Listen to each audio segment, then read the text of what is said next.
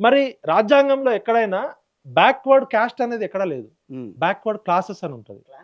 Backward classes లో ఏ కులాలైతే సామాజికంగా, రాజకీయంగా, విద్యా, వైద్యము, ఉపాధి పరంగా వెనుకబడతాయో వాళ్ళందరికీ సమాన అవకాశాలు కల్పించే విధంగా అక్కడ ఉన్న పరిస్థితులు బట్టి చేయొచ్చు. yes, ఇప్పుడు ఇప్పుడు మా కాపులు ఉన్నారు. ఉమ్, ఇక్కడ తెలంగాణలో మేము బీసీడీ, మున్నూరు కాపు, ఉమ్, బీసీడీ. ఓకే, ఆంధ్రాకి పోతే ఓసీ.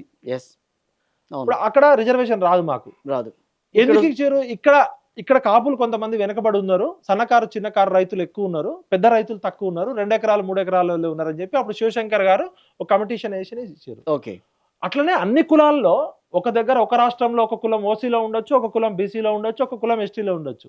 అందుకనే ఈ బ్యాక్వర్డ్ క్లాసెస్ అనే దానికి రాజ్యాంగం కానీ సుప్రీంకోర్టులు కానీ ఏం చెప్తాయంటే ఆయా రాష్ట్రాల్లో ఉన్న సామాజిక, రాజకీయ, ఆర్థిక, సాంస్కృతిక పరిస్థితులు బట్టి ఏ కులం అయితే రాజకీయంగా, ఆర్థికంగా, విద్యాపరంగా, ఉద్యాపరంగా వెనుకబడ్డదో ఉమ్, ఎప్పటికప్పుడు మారుతున్న కాలం బట్టి ఆ వెనుకబడ్డ వర్గాలకి రిజర్వేషన్ ఇచ్చుకోవచ్చు అని చెప్పింది. అవును, ఈ స్పిరిట్ తీసుకుంటే ఈ కులం వారికి ఇవ్వచ్చు, ఈ కులం వారికి ఇవ్వకూడదు అని కూడా లేదు. ఒకవేళ నిజంగా బ్రాహ్మణులలోనే అందరు అడక తినేటోళ్ళు ఉంటే వాళ్ళకు కూడా ఇవ్వమని చెప్పింది. yes, ఒక దగ్గర ఇంకో రాష్ట్రంలో రెడ్లు అడక తింటే వాళ్ళకు కూడా ఇవ్వమని చెప్పింది. సెంట్రల్ గవర్నమెంట్ మొత్తం ఇండియా మొత్తం ఒకటే పెట్టడానికి వీల్లేదు కాబట్టి అవును, ఆ రాష్ట్రాలకు అప్పచెప్పింది. ఎస్సీ ఎస్టీలకేమో రాజ్యాంగ పరంగా రాజ్యాంగ అంబేద్కర్ పరంగా చెప్పిండు, మిగతా వాళ్ళకి ఇచ్చిండు. yes,